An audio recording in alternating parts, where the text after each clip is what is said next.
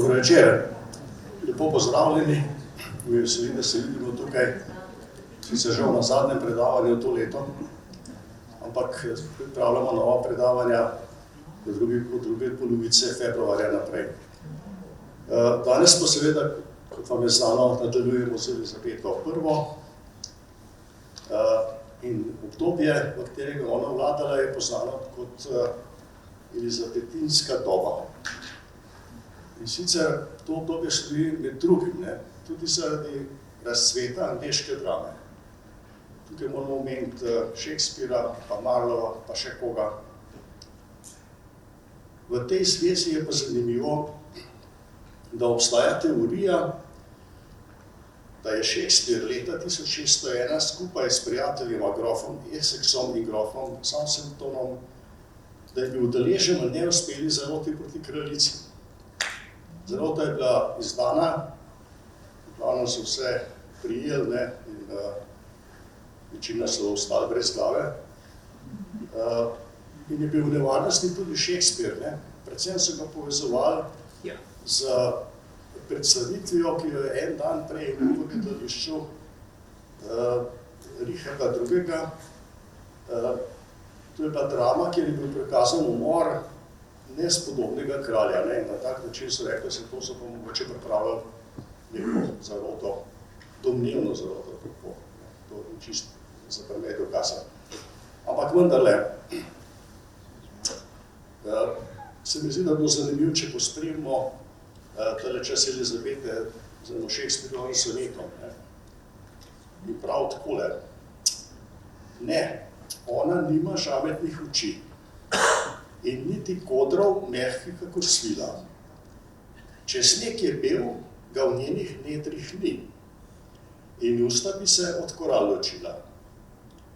Se vidi rože bele in rdeče, na njih licih takene cvetov in so dešave mnogo bolj dehteče, kot vonj, ki veje njenoga telo.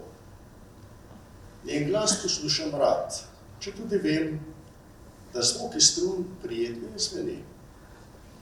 Kako boginje hodijo, ne vem. Ko hodi ona, stopa kot ljudje. In vendar se mi zdi bolj očarljiva kot vse, ki pesemjeh slavi lažljivo. Tako lahko, da je bil med tem bojem za oblast in nasledstvo tudi prostor za kulturo. Čas, ko je renesansa v Angliji dosegla svoj višek v resnici. Še kakšno dodatno misel nam bo pa posredoval naš prijatelj Miloš Horčič, izvolite.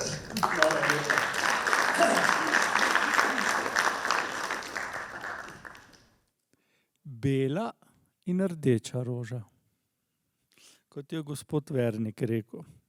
Lahko se tudi na kraljico ta sonet nanaša. To je tako imenovana Tudorska vrtnica. Takole, mi smo zadnjič pravzaprav prišli do leta 1587. Usodnega leta, ko je Elizabeta, ne bomo zdaj spet razpravljali, hote ali ne hote, na oni svet poslala Marijo Stuart. In zdaj se je začela Evropa obračati proti njej. Poglejte, Elizabeta je imela obilico težav, predvsem seveda pa tisto glavno, namreč, da ni imela ne soproga in ne potomcev. In zdaj seveda res ni bil pravi trenutek, da bi gledala naokrog, iskala soproga. Ampak ravno zdaj je seveda se tudi pokazalo, da ker ni bila v sorodu z nikomur, z nobeno drugo evropsko vladarsko družino, Elizabeta ni mogla računati na podporo od zunaj.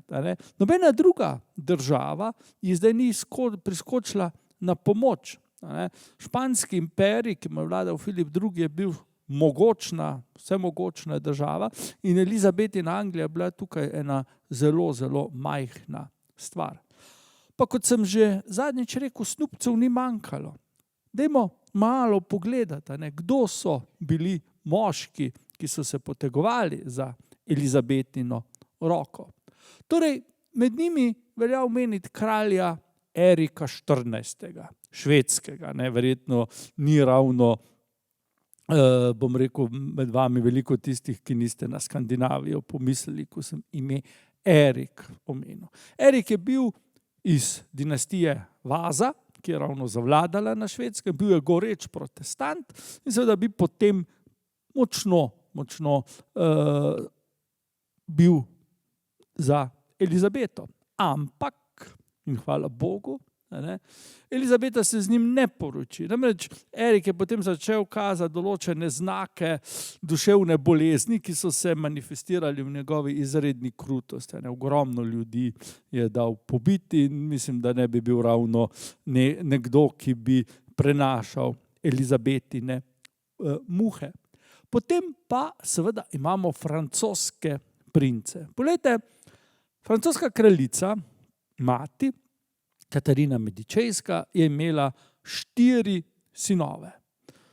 In seveda je veliko razmišljala o tem, da bi vsaj enega, najprej enega, potem pa drugega, poročila z kraljico Elizabeto. Elizabeta, to je treba povedati, je bila seveda na začetku pripravljena celo v to zadevo iti, namreč kombinacija Anglije in Francije skupaj bi bila zelo močna. Predvsem je pa Elizabeta v Katarini Medičejski videla zelo dobrodošlo zaveznico. Zaveznico proti škotski kraljici Mariji Stuart. Treba je vedeti, Katarina Medičejska, kot nekdanja tašča, Marija Stuart, ni imela prav nič lepega o tej ženski zapovedati. In tu sta se tako Marija, torej Katarina kot Elizabeta strinjali.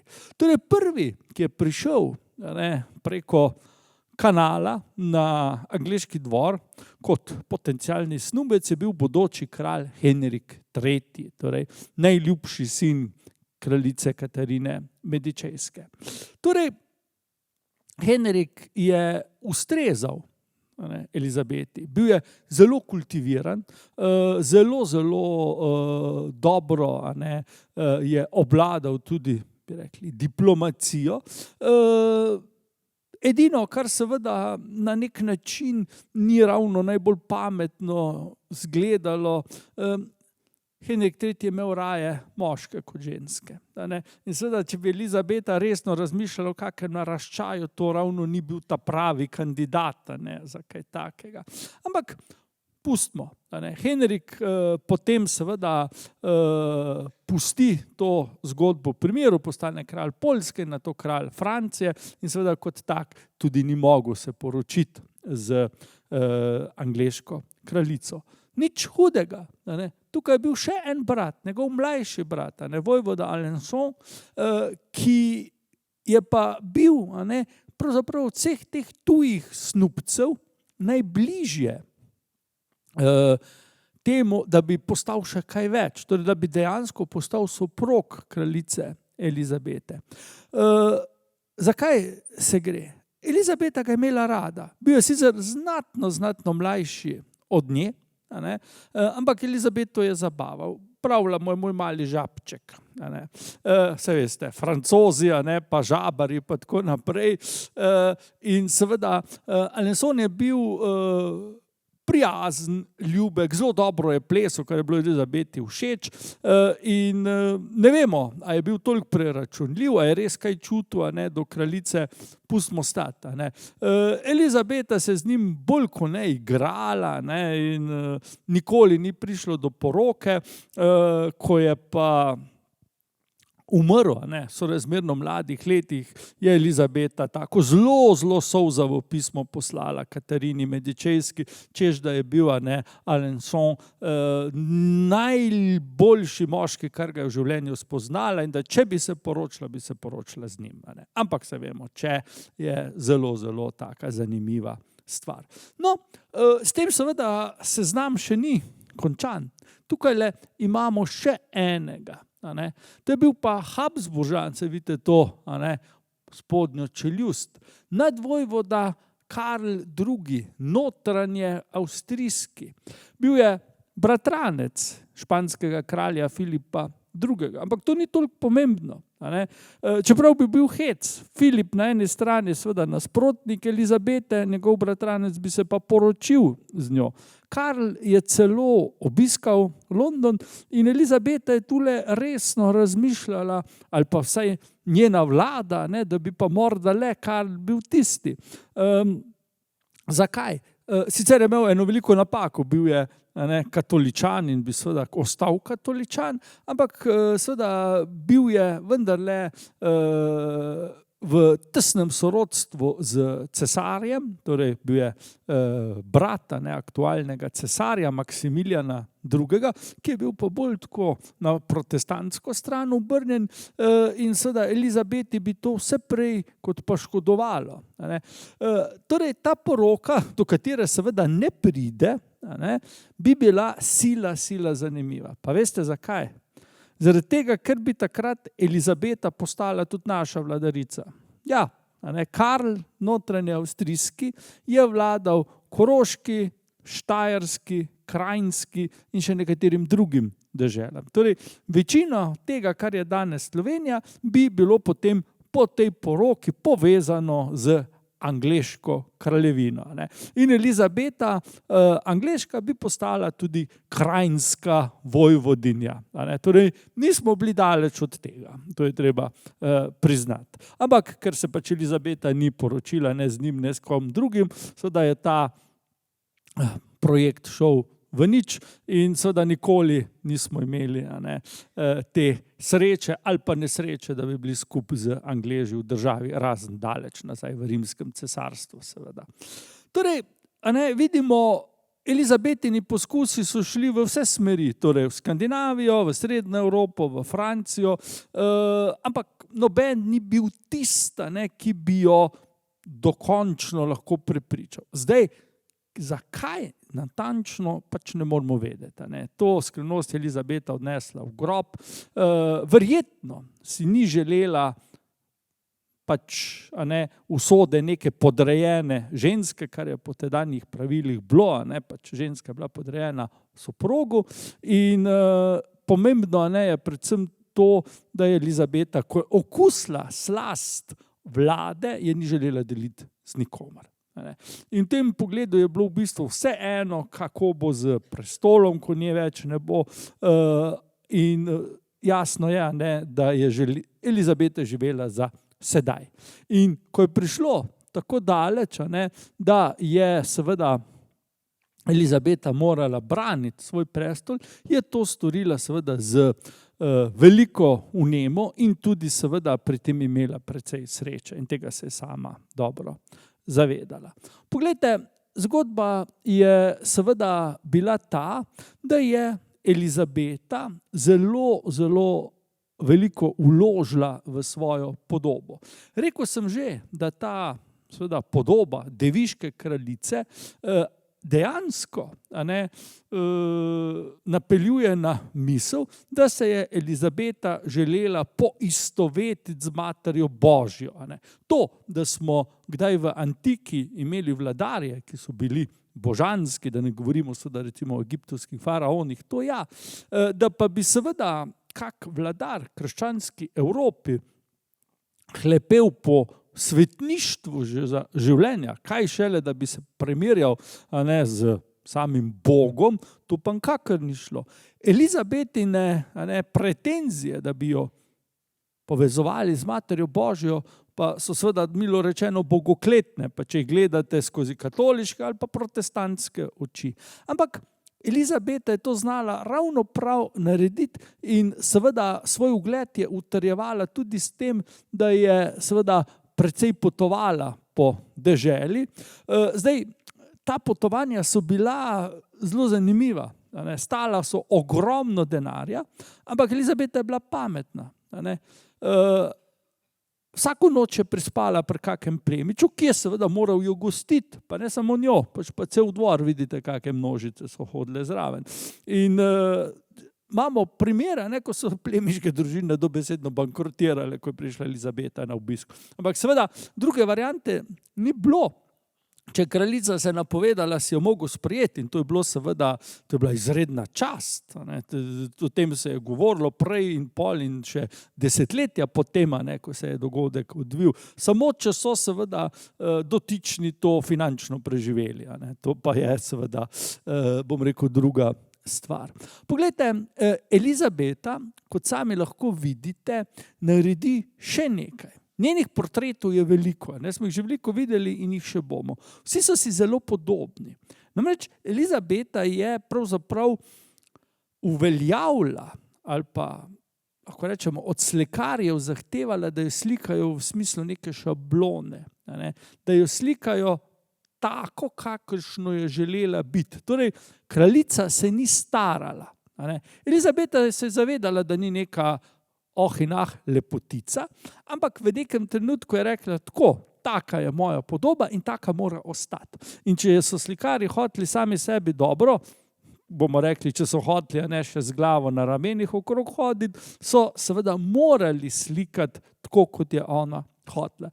In Elizabeta je, kot sami lahko vidite, zelo poudarila predvsem lepoto svojih oblačil, razkošje draguljev in pravzaprav se te slike tako rekoč ena v drugo prilivajo in v bistvu ne opazimo neke posebne razlike od trenutka, ko je prišla na prestol, pa ko je umrla. Redki slikarji so si upali Elizabeti, bom rekel, tudi potem malo starosti dodati.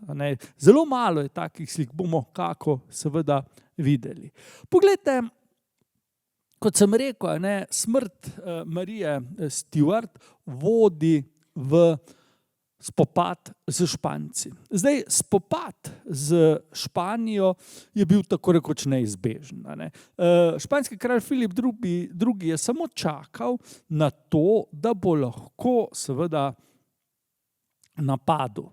Pri tem pa seveda je rabil nek povod. In s tem, ko je dala Elizabeta Marijo Stuart obglaviti, je seveda ta povod tudi prišel. Poglejte, razlogi za to vojno so pa tičali povsod druge, samo ne pri tej ubogi škotski kraljici, ki je izgubila glavo po lastni neumnosti pravzaprav.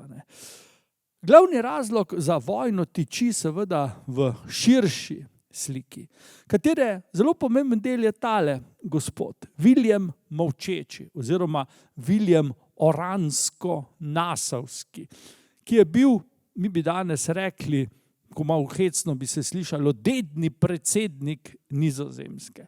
Nizozemska je bila del Habsburškega cesarstva. Potem pa, ko je vlado nad Nizozemsko prevzel Filip II in zahteval, da se seveda protestantizem tam konča in da se protestanti nazaj seveda spreobrnejo v katoliško vero, je to povzročilo revolucijo, tako imenovano Nizozemsko revolucijo, ki se sprevrže v krvavo vojno. Torej, Nizozemci so rekli, mi hočemo še naprej svobodo vere, ni pomembno, kako moliš Boga, važno, da si pošten kristjan. In Filip je rekel ne, obstaja samo ena krščanska cerkev in to je katoliška, pika. In tu je prišlo do spopada.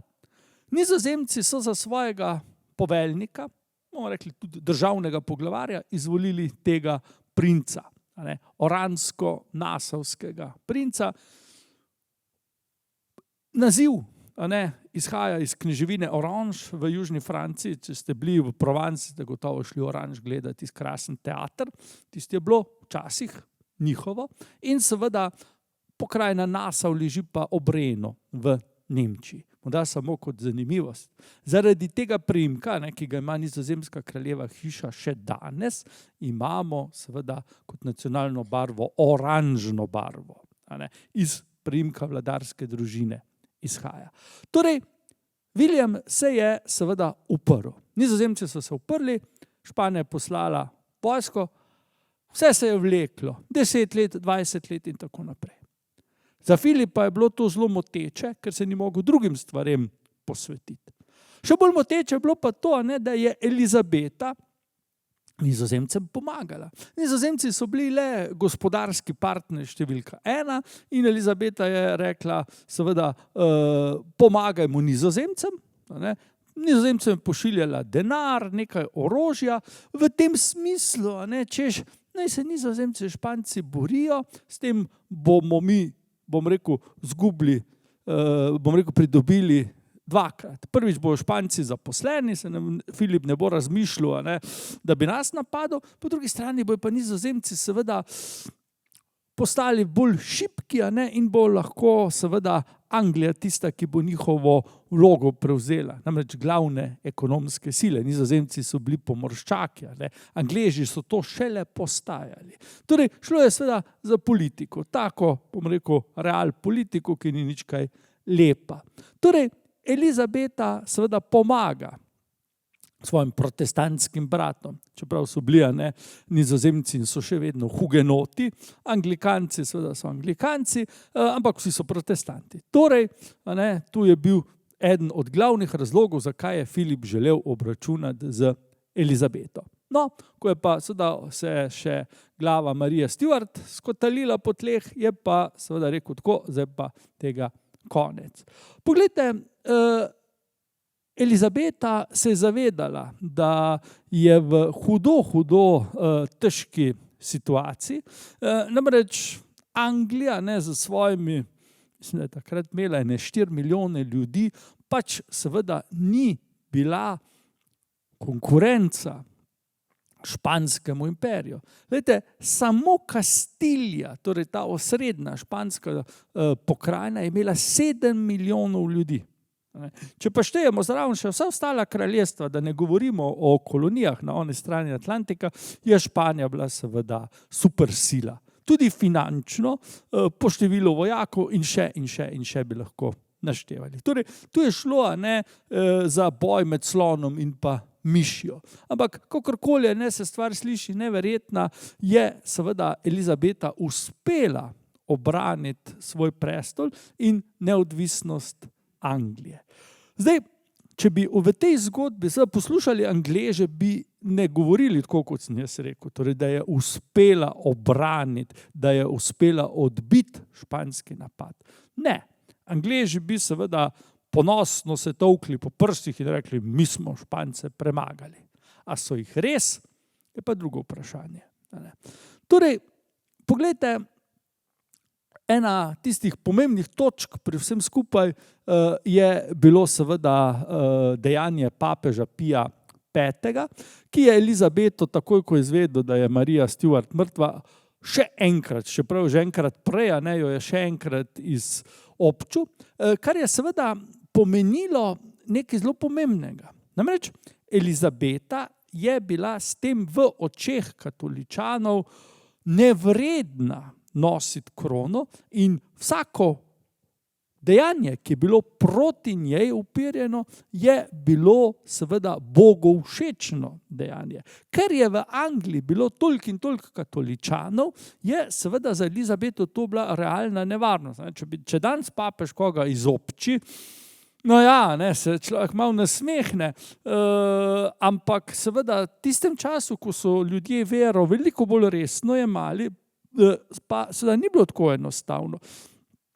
V katoliških državah, če je bil nekdo izobčen, to pomenilo gotovo smrt, to ni bilo nobenega dvoma. Tukaj je šla stvar seveda tako daleč, da je seveda papež vnaprej požegnal vsako zaroto proti Elizabeti in rekel, vsak, ki bi naredil recimo zaroto proti angleški kraljici in pri tem umrl, gre direkt v nebesa. Nobenih vic, nobenih čakalnih dob, nič. Direkt v nebesa, gora, sveti Peter bi ga sprejel z odprtimi rokami in stvar bi bila urejena. Tako daleč so šli, da so obljubljali nagrade, če bi dotični ali pa dotična, ki bi Elizabeto spravil na oni svet, pri tem umrl, bi nagrada prišla na družinske člane. Torej, tako so se stvari lotili. In Elizabeta je bila v nevarnosti, to je treba priznati, kar nekaj zarot je bilo proti njej. Filip seveda kakorkoli je bil pobožen, je vendarle bil realen človek. Pravijo mu previdni kralj. In seveda poznamo pregovor, previdnost je mati modrosti, in Filip je vedel, da pač taka prekletstva, pa oče naši, pa to veliko ne bodo pomagali. Seveda je zaupal v Božjo pomoč, to ja, ampak vedel je, da je Božja pomoč seveda najboljša takrat, kadar človek sam kaj naredi. Saj poznate tista reka, sam si pomaga in Bog ti bo pomagal. In Filip je tako tudi razmišljal. Začel je pripravljati ogromno ladjevje. Ladjevje, ki so ga potem poimenovali nepremagljiva armada. Elizabeta je preko svojih vohunov v Španiji to izvedela. In v začetku leta 1588 so Britanci oziroma angleški gusarji naredili zelo drzno potezo. Pripluli so pred španska pristanišča in seveda potopili številne ladje, ki so čakale na izplutje. S tem se je seveda vsa zgodba nekoliko zavlekla, pa ne za dolgo, za ne pol leta.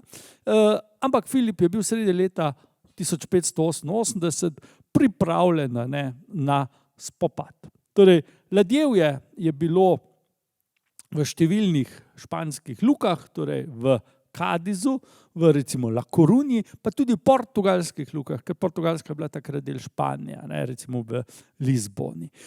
Filip je za vrhovnega poveljnika imenoval vojvodo Medina Sidonija, najbolj staro špansko plemstvo, in tu je naredil prvo napako. Namreč vojvoda ni nikoli še bil na morju.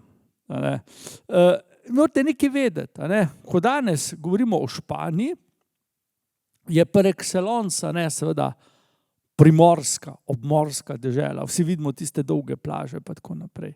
Ampak če gledate geografsko, če gledate, kje leži Madrid, na sredini Iberskega polotoka, Madrid je seveda na stotine kilometrov dlje od morja kot pa recimo London. In recimo v Veliki Britaniji ni točke, ki bi bila dlje kot 130 kilometrov od morja. Madrid sam po sebi je pa približno 300 kilometrov od morja, pa v kjerokoli smer že greš. In to je seveda v razmišljanju velika razlika. Medina Sidonija nikoli ni bil na morju in ko je revež seveda v Lizboni svojo poveljniško ladjo videl, ga je takoj v želodcu zvilo in morska bolezen in nikamor se ni premaknalo vse skupaj. Filip je seveda sitnaro in potem so vendarle odpluli na pot.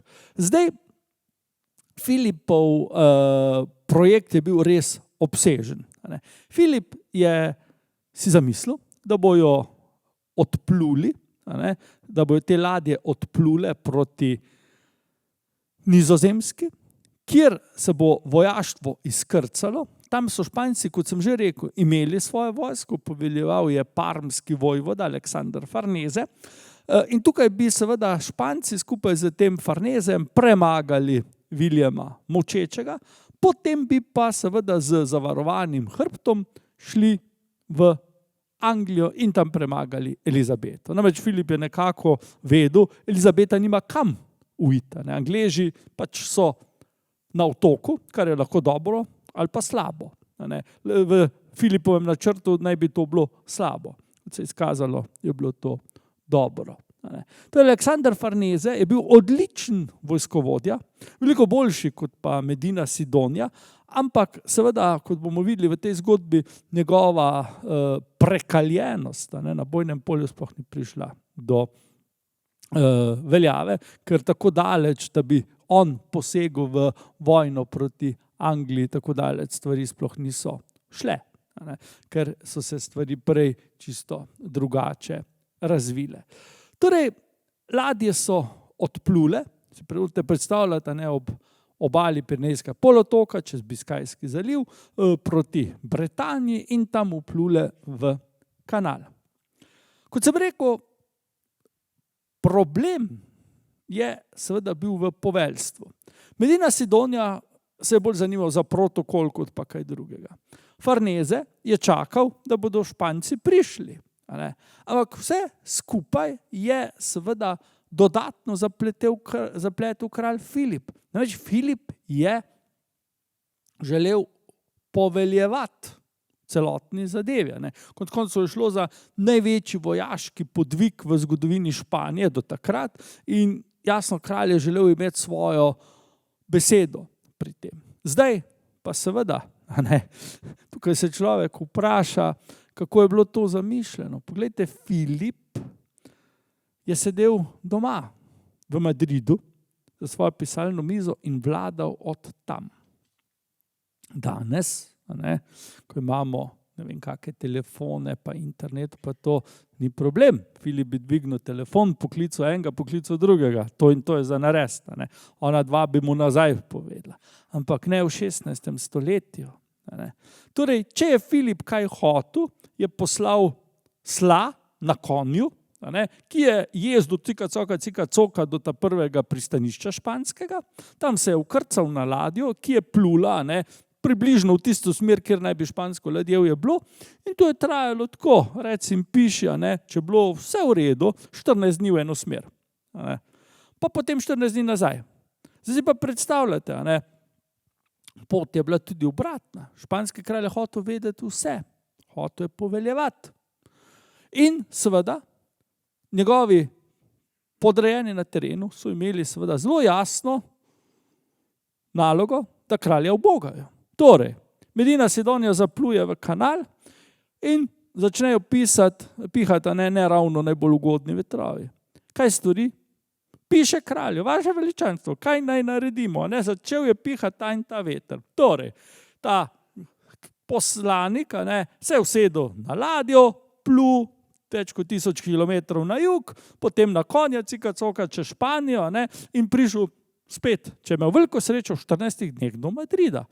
Zdaj, v 14 dneh je tisti veter ali še vedno pihal, ali pa tudi ni več. Lahko je še bolj pihal, lahko je manj. In seveda, tudi če bi bilo čisto brez veterja, ne bi te ladje v 14 dneh že zaradi tokov nekam prišle. Torej, vse skupaj je bilo tako neumno, da bi težko bilo bolj neumno. Torej, glavni problem Filipa in pa Špancev seveda je bil ta, da se je Filip zamislil idealno dobro delujočo uradniško državo, ki je imela eno samo napako. Namreč, to so bile zveze, komunikacije. Z današnjo tehnologijo bi to odlično bilo. Takrat seveda je bilo to popolnoma zgrešeno. In seveda Angleži teh težav niso imeli. Torej, kraljica Elizabeta se je odločila, da bo sama prevzela vodenje obrambe. Zapustila je London in seveda odjahala proti obali, se tam utaborila, tam je imela svoj slaven govor, dala si oklep gor, te rdeče lase in je rekla, morda sem ženska, ampak seveda imam srce moškega. Parkrat je menda še kovnala tako pomornarsko in seveda vojaki so rekli, ta je ta prava hči svojega očeta in so bili vsi navdušeni. Elizabeta se je zavedala, da je prednost Angležev v tem, da so zelo okretni. Oni niso imeli 300 ladij, tako kot Španci, morda so jih imeli 100 ali pa verjetno še manj. Njihove ladje so bile manjše in slabše oborožene. Bile so pa zelo, zelo okretne. In seveda na eni strani imamo, smo rekli, Špance, ki na čelu njihove mornarice je vojvoda, ki je prvi v življenju na morju bil. Elizabeta te skušnjave ni imela. Rekla je, jaz seveda na morju nikoli nisem bila. Francis Drake, zelo razvpit gusar, je pa seveda dobro vedel, kako se na morju vojskuje. In Elizabeta mu je rekla, tako, Sir Francis, bil je, mislim, da prvi gusar, ki so ga povišali v plemiški stan, rekla, vi prevzemite to. In Drake je to storil. Ne sam, pač pa z kopico drugih kolegov. In seveda, ti ljudje so dobro vedeli, da ni niti slučajno možno, da bi premagali Špance tako v odprti bitki. Zato so se lotili takega, mi bi rekli, partizanskega bojevanja. Prišli so na hitro, napadli kako ladjo 2, pa se umaknili. Preden da so še Španci, se jih 300 ladij, se jih obrnili v tisto smer, odkudar so Angleži prišli, jih že davno ni bilo več. In to je seveda težava Španije. Bili so preveliki. In ta mastodont se seveda ni mogel tako lepo, elegantno obračati, kot pa seveda so se angleške ladje, ki so jih tile gusari vozili. Recimo Walter Raleigh je ravno tako eden od gusarjev. Po njem je poimenovana danes prestolnica Severne Karoline, torej v Združenih državah Amerike. Britanci so v tem času prišli tja. In pa John Hawkins, mi bi rekli Janez Sokol, ta pravi priimek. Torej, ti trije gospodje so vodili britansko ladjevje. Noben od njih ni bil plemiškega porekla, vsi so bili gusarji, ampak so vedeli, kako se seveda stvari streže. In Elizabeta je imela vso zaupanje v njih. In to se je izkazalo seveda za pravilno. Poglejte, tukaj imamo sliko, ki nam kaže špansko armado. Vidimo ogromne ladje z zastavami, tesno druga ob drugi. Vidimo, celo morje jih je polno, dejansko jih je bilo veliko. In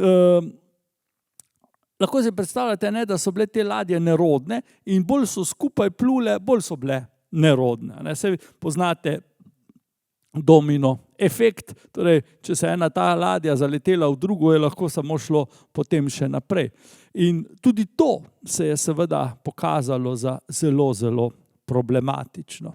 Poglejte, tukajle vidimo zdaj na nek način usodo tega ogromnega ladjevja. Ladje so odplule iz Lizbone, La Corunje, Santander in kot vidite šle v kanal.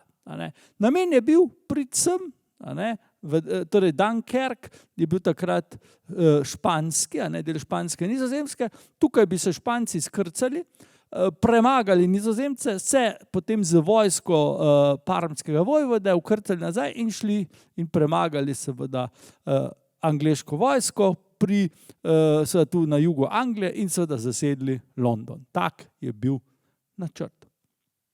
Ampak do tega ne pride. Zdaj, lahko rečemo, da je imela Elizabeta veliko srečo in da so imeli Španci veliko nesrečo. Namreč čisto netipično za ta letni čas, to je bilo poleti leta 1988, se je zgodilo eno veliko neurje. Ko je bilo špansko ladjevje, tukajle v kanalu, je seveda prišlo do neurja. In te ladje so se stisnile skupaj, kar je bila pa njihova glavna napaka. Ne samo, da so zadevale druga ob drugo, pač pa so seveda bile lahek plen. Angleške ladje so izplule iz teh pristanišč, kot je recimo Portland, Plymouth, in seveda jim prišle za hrbet in jih začele obstreljevati. Pa ne kar tako, ni šlo za neko navadno kanonado, pač pa so Angleži seveda, mi bi rekli, uporabljali zažigalne bombe. In to ladjevje je začelo goreti. Če si predstavljate še hude vetrove, ki so pri vsakem neurju pač del zgodbe, potem vam je takoj lahko jasno, kaj se je zgodilo. Torej, to ladjevje je popolnoma nemočno, tukaj bilo na milost in nemilost prepuščeno tako naravi, kot seveda tudi angleškim gusarjem. In seveda v enem dnevu je večina teh ladij končala na dnu Rokavskega priliva. Vojvoda Parmski je zastonj čakal na Nizozemskem. Torej, španske vojske ni nikoli bilo. Angleži sami niso mogli verjeti na svoji sreči. Elizabeta je bila, bomo rekli, prav vzhičena nad vsem skupaj. In seveda tisto, kar je zelo zanimivo, je to, da je doživela v tem trenutku, bomo rekli, tudi enega najhujših udarcev svojega življenja. Namreč v tem času je umrl njen ljubimec, Robert Dudley, pa ne zaradi vojne ali česa takega, pač pa je zbolel in umrl. Torej, to je bila, bom rekel, ena zgodba, ne, ki se je prekrivala z drugo. In Elizabeta, ne, seveda, niti ni mogla prav žalovati, ker je jasno bilo, vsi so pričakovali proslave, ki so bile več kot upravičene. Kaj pa Španci? Glejte, Španci so pa zdaj seveda nekako morali domov iti. Od tod seveda niso mogli nazaj, ker so bili Angležim za petami. Zato so šli tule gor okrog, a ne, mimo Orknejev, Shetlandov in pa okrog Škotske ter ob obali Irske proti jugu. Tukaj vidite, ne, da je ogromno teh ladij potonilo. Te obale, če ste kdaj bili na Irskem, če ste kdaj bili na Hebridskih otokih, na Škotskem, to so obale, ki so zelo polne čeri. In Španci so tukaj, ne, zelo klavrno končali. Seveda ne vsi, nekatere ladje so se vendarle vrnile domov. Zanimivo je pa nekaj drugega. Ne. Španci, ki so priplavali do obale, so bili prijazno sprejeti strani Ircev, ki so jih skrili. Namreč Irci so bili katoličani in nikakor niso imeli radi Elizabete. In seveda so, bom rekel, svojim katoliškim bratom pomagali, kolikor so dali. Je pa Irska, ne, v tem času dobila na nek način eno darilo. Španci so se jim zahvali, seveda, ne vede, ne hote. Namreč poleg teh vojakov, ki so španski, ki so priplavali do obale, je to uspelo tudi konjem. Na Irskem konj ni bilo do takrat. In Irci so s tem dobili konje. Ne. In to jim je seveda bilo zelo všeč, ker konj je seveda bil vedno simbol nekega plemstva. Ne. In tako se pravzaprav zgodba konča. Ne. Španci se vrnejo z desetkani domov. Tukaj seveda je treba povedati, da Angleži seveda bi zelo težko ta poraz, a ne, španske armade pripisali sebi. A ne. Niso bili Angleži tisti, ki so porazili Špance, pač pa je bila to narava. In tudi recimo Filip II., ko smo povedali, kaj se je zgodilo, je menda zavzdihnil, je rekel, svojo vojsko sem poslal proti ljudem, ne proti Bogu. Ne. Torej, če je bila božja volja, pač žali slučaj, ne, se je to zgodilo. Seveda, kot mnogokrat v takih primerih je glavno, a ne, kako se vse skupaj interpretira, oziroma, še bolje rečeno, kako se to izrabi za propagando. Španci niso naredili nič. A ne. Angleži na drugi strani pa seveda naslikajo celo serijo slika, ne, o tem, kako je bila armada poražena. Elizabeta seveda, da se naslika tako in drugače. Ne. Vsi so, cel narod, ne, je sodeloval pri tem, da so, ne, ta dogodek, ki je seveda se končal tako, kot se je končal izključno samo zaradi naravnih sil, ne, torej, da so ta dogodek sedaj Angleži prikazali kot svojo veliko zmago. In še danes, če boste brali zgodovinopisje, je to seveda zmaga Angležev in pa poraz Špancev. Tukaj še ena slika, ki nam pa kaže malo drugačno zgodbo. Poglejte, komaj je to leto minilo, torej leto 1588, se je zgodilo nekaj precej pričakovanega, hkrati pa vendarle nepričakovanega. Angleži so bili zdaj seveda opiti od sreče, ker so uspeli, ne, ubežati gotovemu koncu.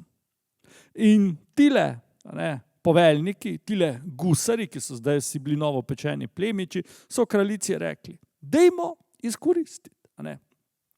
Španija je brez vojske, Španija je brez mornarice, Angleži že več niso vedeli, da se je kar nekaj Špancev rešilo, ne, okrog Škotske in Irske. Rekli so, dajmo napast Španijo. In Elizabeta je verjela v to in poslala celotno angleško ladjevje, ne, v napad na Španijo. Angleži so bili hudo presenečeni, ko so ugotovili, seveda, da Španija niti slučajno ni brez ladij in pa brez vojakov. In leta 1989 pride do bitke, ki je bila približno tako velika kot pa tale, v Rokavskem prilivu. V tej bitki so Španci seveda, bomo rekli, malo grdo, nabrisali Angleže po dolgem in počez. Angleško zgodovine molči o tem. Španci pa tudi niso tega na velik zvon obešali. Ampak dejstvo je naslednje. Angleži rabijo še več kot 150 let, da so postali prva pomorska sila. Španija ostane to in seveda tisto, kar pravzaprav je ključno, je bila prevlada na morjih. Angleži se morajo zadovoljiti z nekaterimi pomorskimi potmi, z temi gusarskimi napadi na španska mesta, ampak seveda kraljica morij je še vedno Španija. In to še kar zelo dolgo časa. Torej, če tukaj pod te dogodke pravzaprav potegnemo črto, je na nek način težko reči, tako in tako je bilo, to in to se je zgodilo. V bistvu gre za seveda na eni strani veliko srečo za Angleže, ker so vendarle preživeli ta napad. Španci nikoli več niso napadli Anglije. Na drugi strani pa seveda se Španiji to skoraj nikjer ni poznalo. Ne na kratek, ne na dolgi rok. In to je seveda neka zaključna ugotovitev lahko, posledično lahko rečemo, da tu ni bilo ne poraženca, ne zmagovalca. Na prvo žogo, ja, so bili Španci tisti, ki so izgubili, ampak so že naslednjo leto revanš dali Angležem, torej tako eni kot drugi so tako rekoč brez ladjevja ostali za kar nekaj časa. Ampak, kot sem rekel, propaganda je propaganda. In takrat je nastal ta sloviti portret, tako imenovani Armada portret, danes ga hrani vojvoda Bedfordski, torej eden angleških plemičev. Vidimo seveda Elizabeto, kako drži roko nad zemeljsko oblo in tukaj lahko vidimo Špance, ki pridejo v sončnem vremenu in tukaj vidimo to nevihto, v kateri je špansko ladjevje šlo na dno morja. To je bila propaganda. Anglija, kraljica sveta. Daleč od tega. Tak portret bi morda lahko nastal v času kraljice Viktorije, ne pa kraljice Elizabete.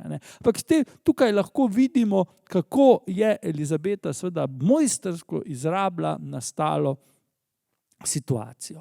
Poglejte, piše se, kot sem rekel, leto 1588 ali pa 89.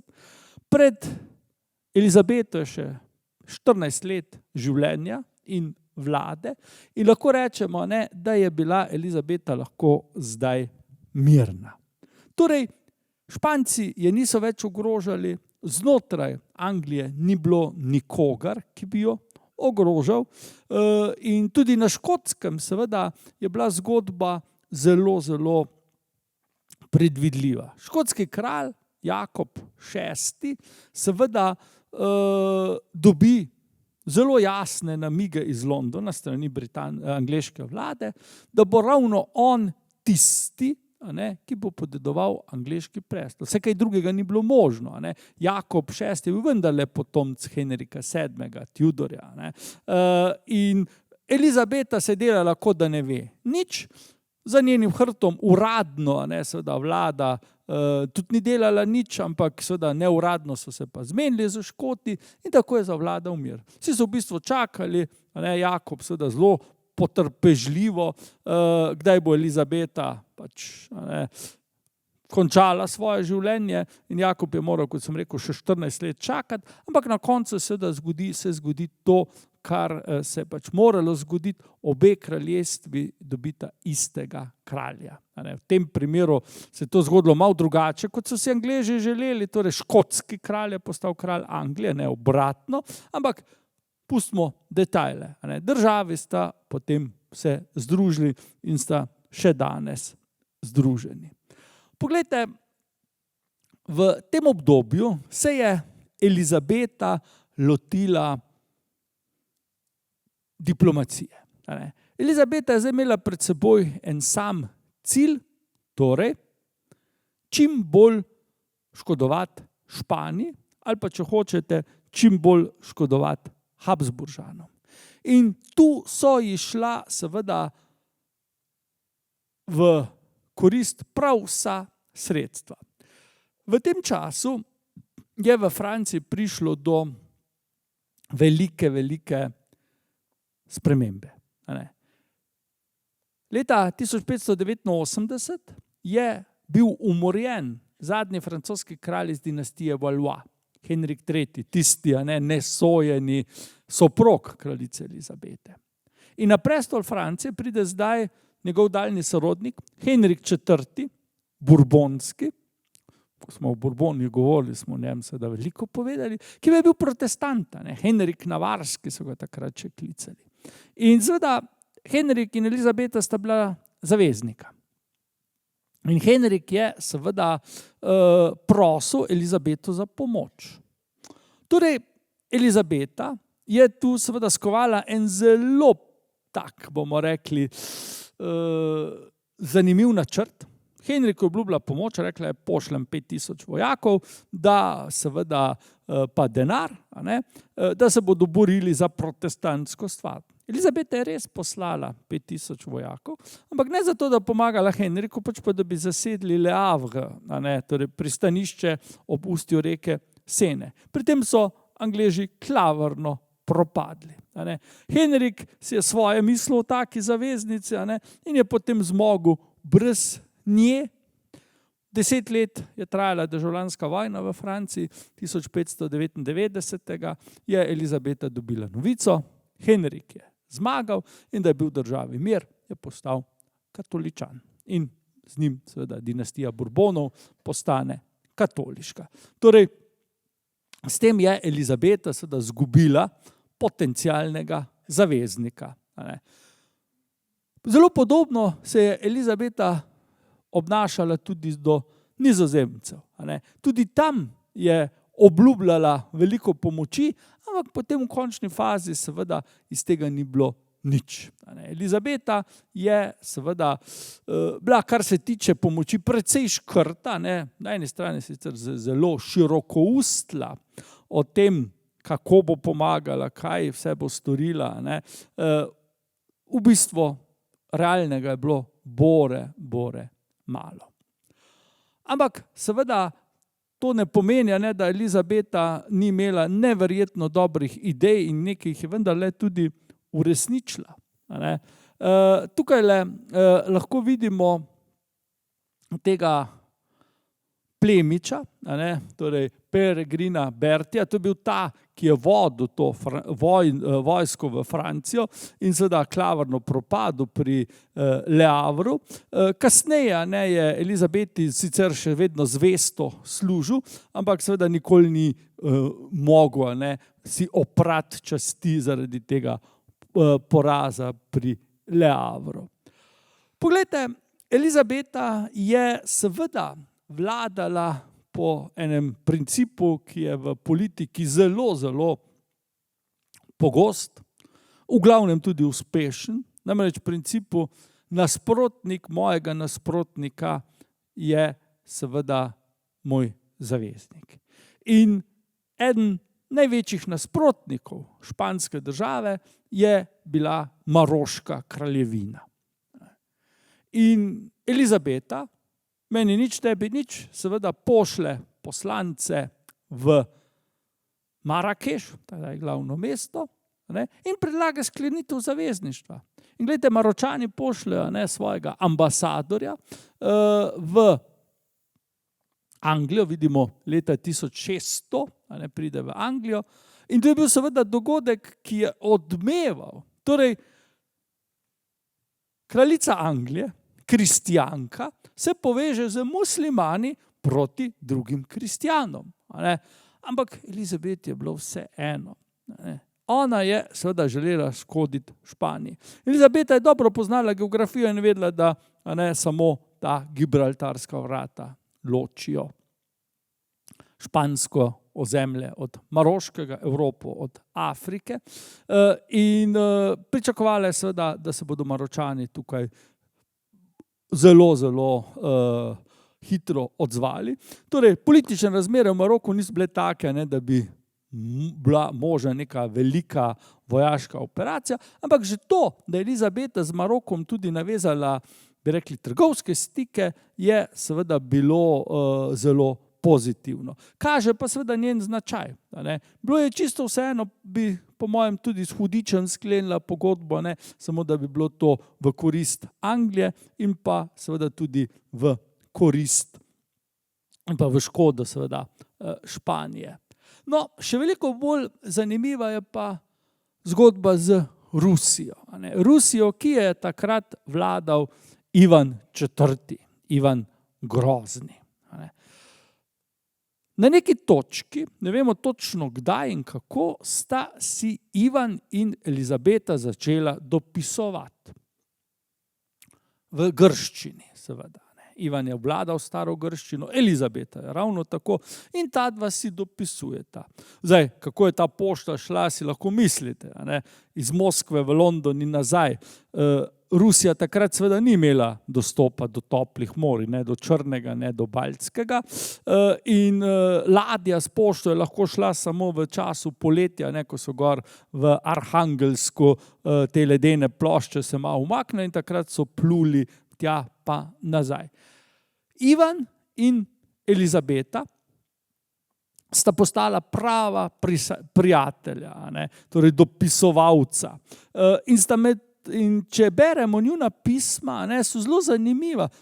Obdelovala sta praktično vsa različna področja. Pogovarjala sta se o veri, Elizabeta zagovarja seveda protestantizem, Ivan na drugi strani pravoslavje, pogovarjala sta se o filozofiji, o književnosti in vmes seveda sklenila tudi kako zelo pametno stvar, torej gre za seveda trgovsko pogodbo o sodelovanju med Anglijo in Rusijo in v končni fazi je bila Elizabeta Ivanu tako všeč, da ji je seveda predlagal, da se poročita.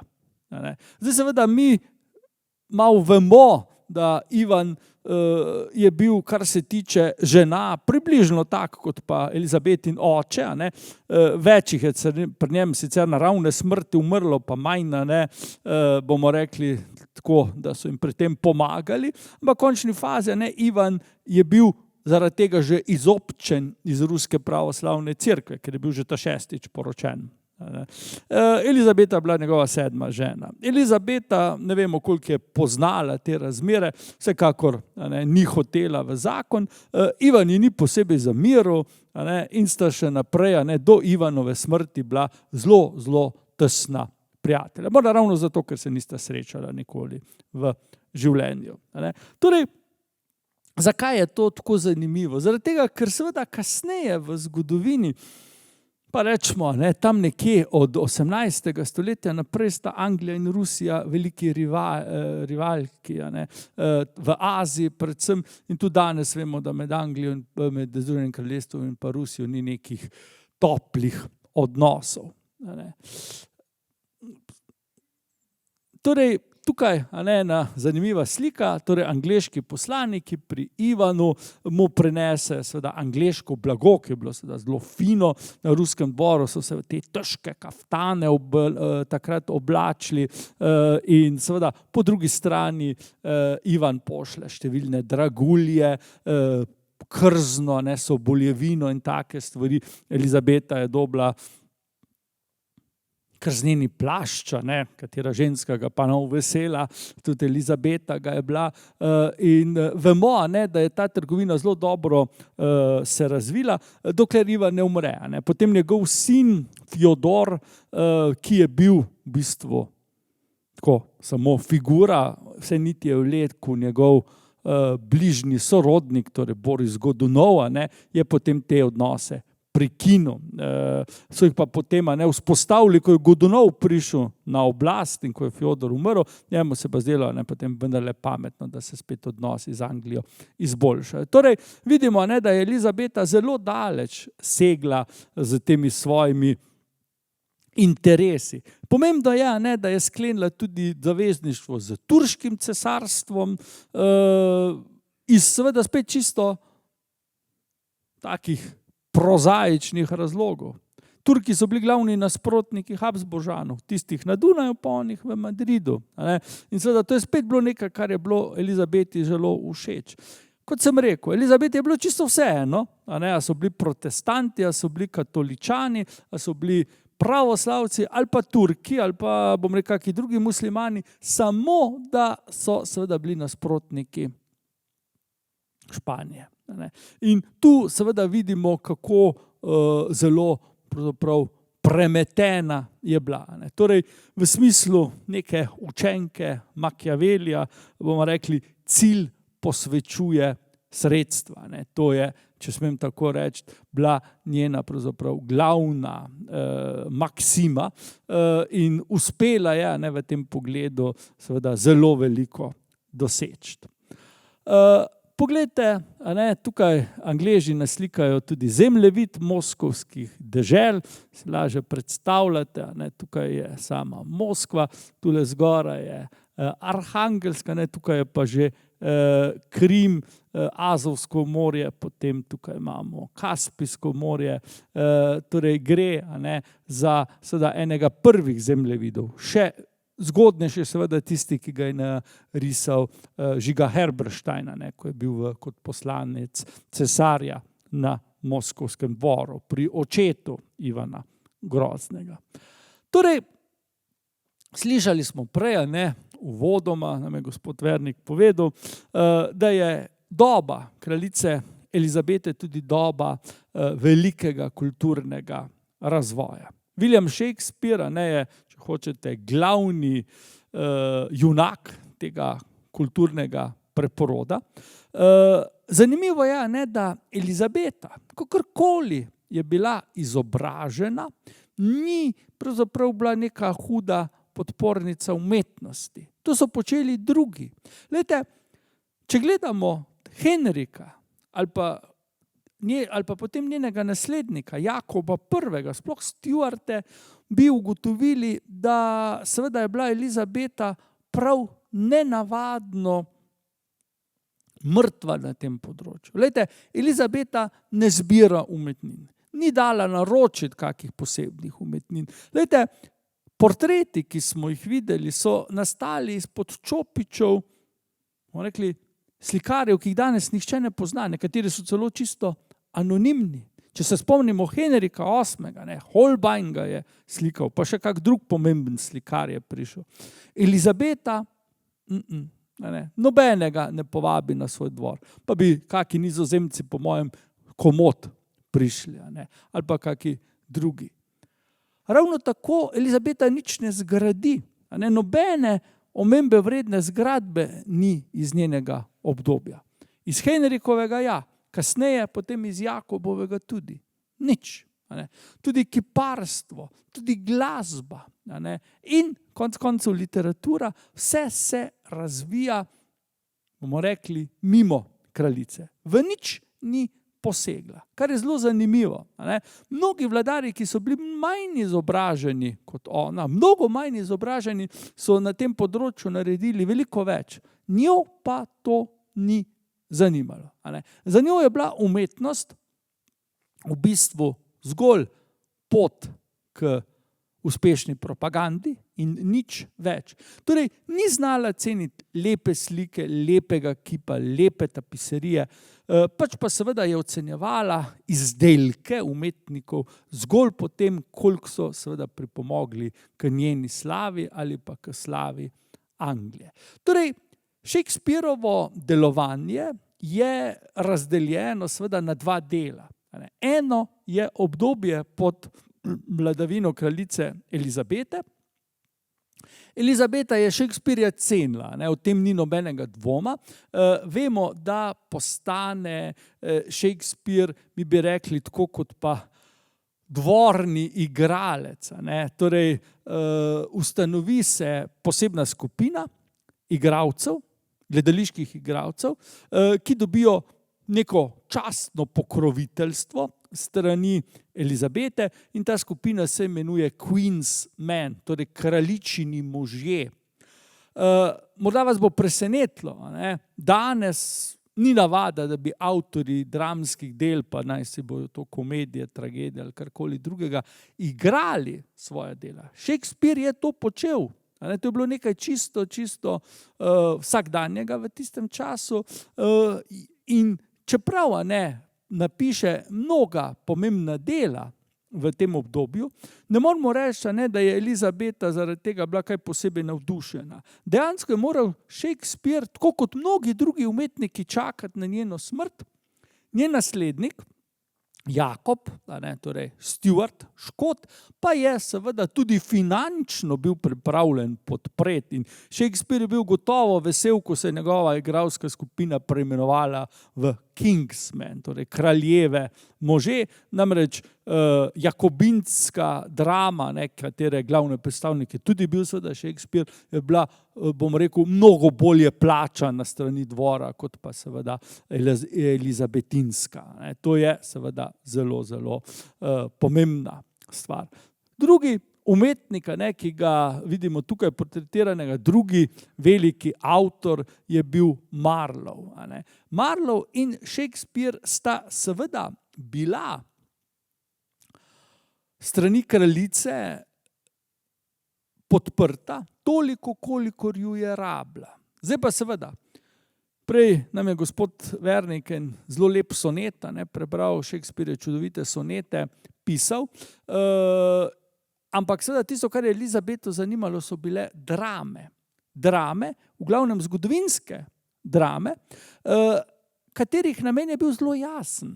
Namreč prikazati zgodovino tako, da bo dinastija Tudor, torej Elizabetina dinastija, prikazana kot krona vsega v britanski zgodovini.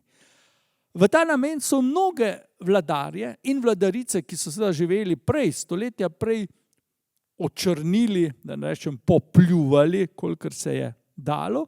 In tragedija seveda je v tem, da so tako rekoč do današnjih dni mnogi verjeli bolj Shakespeareu kot pa zgodovinskim virom. Tak slavn primer je seveda Richard III. Shakespearova drama Richard III nam prikazuje nekega človeka, ki je do obisti pokvarjen, tudi fizično degeneriran.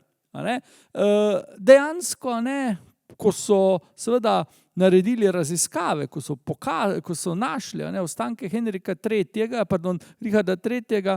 In preučili vse vire, ki so ugotovili, da je bil čisto spodoben vladar in vizualno, bom rekel, vse prej kot pa odbijajoč. Predvsem ni imel grbe, kar mu jo je Shakespeare vsekakor pripisal. Namreč v času renesanse je veljalo, da pomeni seveda, če je človek fizično lep, da je tudi duševno lep.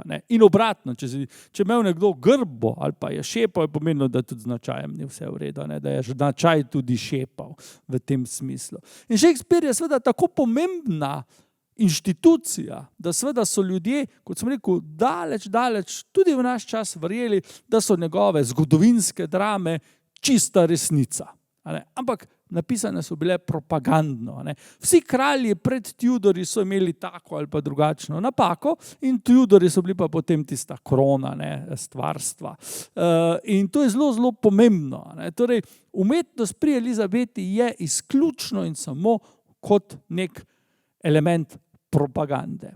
Zdaj, v času kraljice Elizabete, sem rekel, ne zgradi kraljica nič pomembnega. Na srečo imamo seveda plemiče, ki so seveda imeli dovolj denarja, da so si pa vendarle lahko privoščili kaj. Zgradba, ki jo gledamo, je tako imenovan Burghley House, torej hiša Burghley.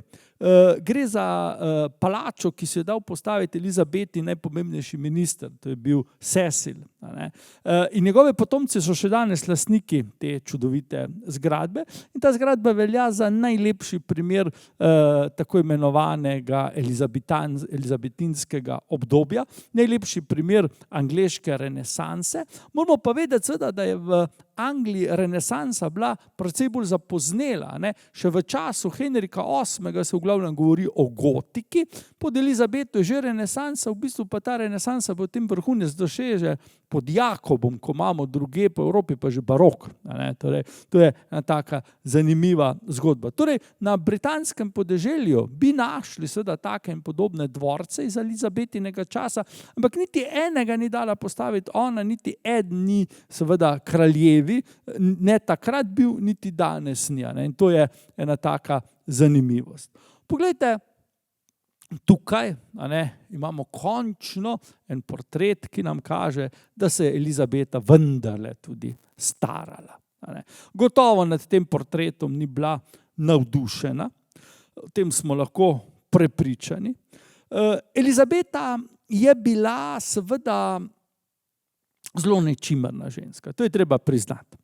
Konec koncev je vladala, ko pridemo do leta 1600, že več kot 40 let so peli slavo njeni lepoti in seveda to je pomenilo, da je tudi že sama začela v to verjeti. Da se ni nikoli starala, da je seveda prelestno lepa in tako naprej.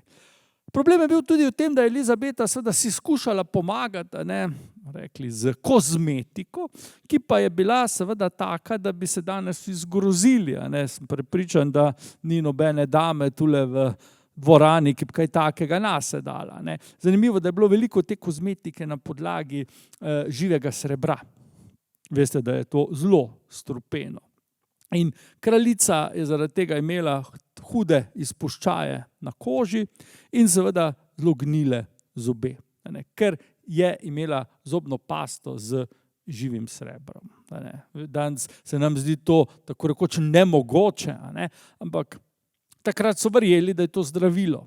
Celo sifilis naj bi zdravilo živo srebro in še marsikaj drugega. Torej, Elizabeta je trdno verjela v svojo mladost, svojo cvetočo podobo in to je seveda bilo na trenutke kar groteskno. Namreč bolj se je starala, mlajši moški so bili okrog nje, tako rekoč otroci, torej mlajši moški, ki bi lahko bili njeni vnuki. Če je imela Elizabeta že blizu 70-ih, so imeli ti njeni spremljevalci, jih tam okrog 20. In seveda vsi so ji dvorili, vsi so ji pihali na dušo, za hrbtom so jo pa opravljali, se ji posmehovali. Elizabeta tega ni vedela, ali pa ni hotela vedeti, kar je še bolj verjetno. Poglejte, med vsemi temi je bil najbolj uspešen grof Essex. Prej je gospod Vernik omenil ga v tisti zaroti. Glejte, Essex je bil ljubimec kraljice. Zdaj, kako daleč sta šla, ne vemo. Rekel sem, da bi lahko bila njegova babica, ne samo mama. Essex je bil mlad, lep in predvsem zelo, zelo oblastiželjen. V tem pogledu je seveda zelo, zelo hitro ovil kraljico okrog prsta. Dala mu je veliko naslovov, veliko denarja, tudi draguljev. Vidite, da je bil povzdignjen v viteza hlačne podveze. Ampak to ni bilo dovolj. Essex si je želel vojne slave. Kot nalašč je takrat na Irskem prišlo do upora. Katoliški Irci so se uprli poskusom uvajanja protestantizma in Essex je rekel Elizabeti, pošlji me, da obračunam s temi Irci. Elizabeta ni hotela, potem se pa vendarle vdala. Essex je šel tja z vojsko in je bil klavrno poražen. Ko se vrača domov, ga je bilo tako strah, kaj bo Elizabeta z njim naredila, da je organiziral zaroto, upor. Elizabeta je s tem uporom hitro obračunala, mislim, da je bilo to leta 1602. Essexa so zaprli, postavili pred sodišče, ga obsodili na smrt in obglavili. Nihče ni prav mogel verjeti, da je Elizabeta šla tako daleč. Verjetno je bila v dno duše užaljena, da je ta mulc, če smemo tako reči, zlorabo njeno zaupanje do te mere, da je seveda jo izdal in seveda za to plačal z glavo. Na Irskem so potem zadeve uredili drugi poveljniki, premagali Irce in seveda potem zavlada mir. Poglejte, Elizabeta je leta 1603 vladala že 45 let. Njeno zdravje je šlo rapidno navzdol in seveda kraljica je kmalu po novem letu, torej v januarju leta 1603, ugotovila, da se ji bliža konec. O tem sicer uradno ni smel nihče nič govoriti, še manj seveda o tem, kaj bo, ko je enkrat več ne bo, ampak vlada je seveda že sprejela potrebne ukrepe. Torej, tedanji vodilni minister Robert Cecil, sin nekdanjega Elizabetinega svetovalca Williama Cecila, je že redno pošiljal poročila v Edinburgh, kralju Jakobu, in mu sproti poročal, kako je z Elizabeto. Torej, tukaj ga vidimo, Robert Cecil, zelo moder, zelo pretkan politik, ki mu je uspelo seveda v bistvu nekaj, kar se je zdelo skoraj nemogoče. Mirno združiti Anglijo in Škotsko. Pri vseh teh vojnah, ki so bile med Škoti in Angleže, je do tega vendarle prišlo po mirni poti. Ko je Elizabeta umrla, je seveda Jakob zasedel prestol. Torej, Elizabeta je, tukaj imamo sliko Paula de la Rocha, smrt Elizabete, vidimo, Elizabeta leži na tleh v vladarskem plašču, ob njej njeni ministri, Cecil se sklanja k njej. Zgodba pravi tako, Elizabeta je na svoj zadnji dan vstala, normalno, pozajtrkovala, šla v delovno sobo, kjer je se zgrudila, omedlela, prenesli so jo v posteljo, tam se je še enkrat zavedla, potem padla v komo in po 12 urah umrla. Torej, bomo rekli, hitra, zelo lepa smrt, v bistvu je bila prisebna do konca, vladala je do konca, in seveda tisti trenutek, ko nje ni bilo več, je hitri sel odnesel to sporočilo kralju Jakobu Škotskemu, ki je s tem postal tudi avtomatsko kralj Jakob I. Angleški. Elizabeto so potem pokopali v tem veličastnem mavzoleju, dal ga je potem postaviti kralj Jakob, ki je dal, kot sem rekel, čisto zraven pokopati tudi svojo mater, Marijo Stuart. Treba je povedati, da je bil Jakob nekako zelo vreden naslednik kraljice Elizabete, o tem morda kdaj drugič. Vsekakor je lepo počastil njen spomin.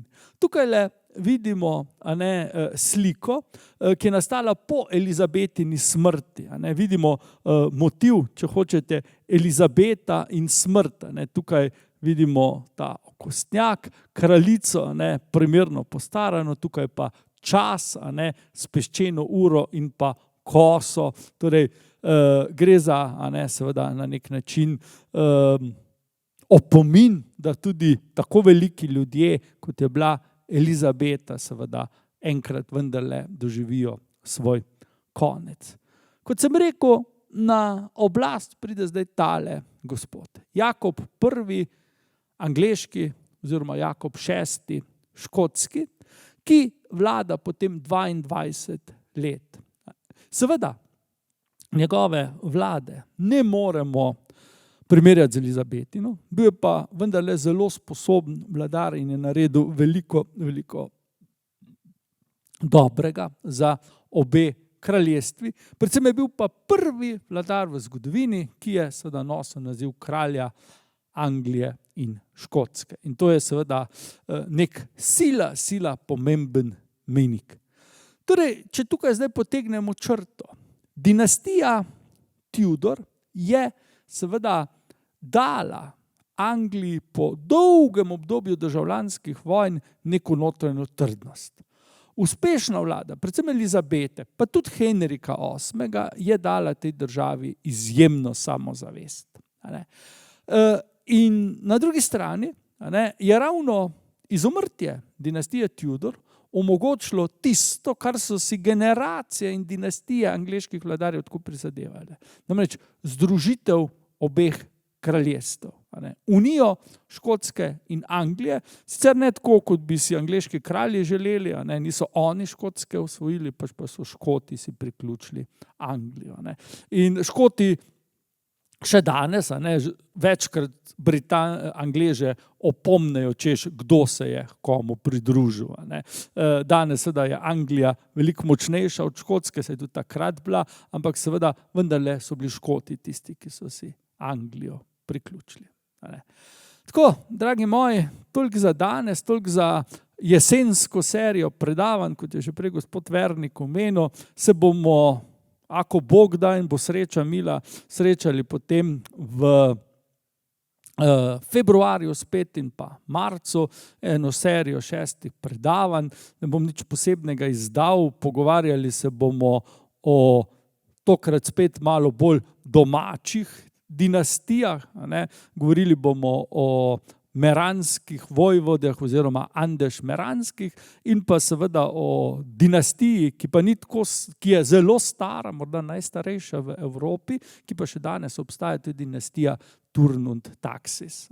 Kot veste, v Radovljici so bili na mojih domačih Ravnah, ravno tako pa še marsikje drugje. In še danes gor v Regensburgu in to zelo, zelo bogati.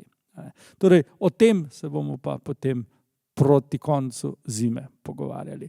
Gospod Vernik vam bo poslal tudi en predlog za kako potovanje, pa potem kaj več o tem, ko se spet po novem letu vidimo. Tako da, hvala lepa, kot vedno ste bili sjajna publika in se že veselim naših ponovnih srečanj. Hvala lepa.